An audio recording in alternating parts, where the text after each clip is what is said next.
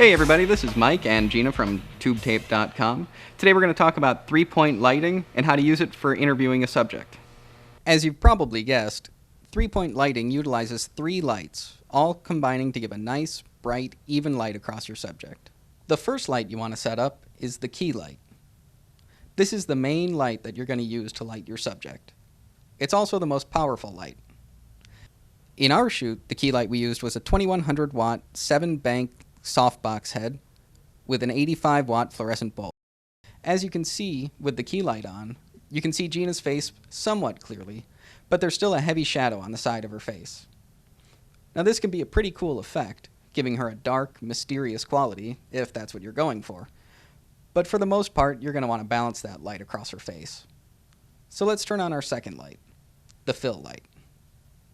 As the name suggests, the fill light's job is to fill the dark area of the subject with light.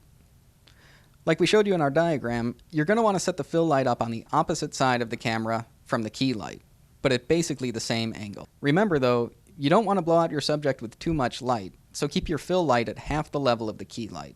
The fill light we used was a 1200 watt 4-bank softbox head. So we have this nice even light across her face, but you can see that her head still isn't really well defined. She doesn't really have a barrier between the top of her head and the background. So let's pop on the third light, the backlight. Like you saw in the diagram, we have the backlight angled down and slightly behind Gina. This way she's better separated from the background, her head has a nice definition, and we get a better feel of the space between her and the backdrop. The hair light we used was just an easy softbox head with a 50 watt bulb. Now, you can see in the diagram that we set the key light and fill light at about 45 degrees on either side of the camera, and about 6 feet from our subject.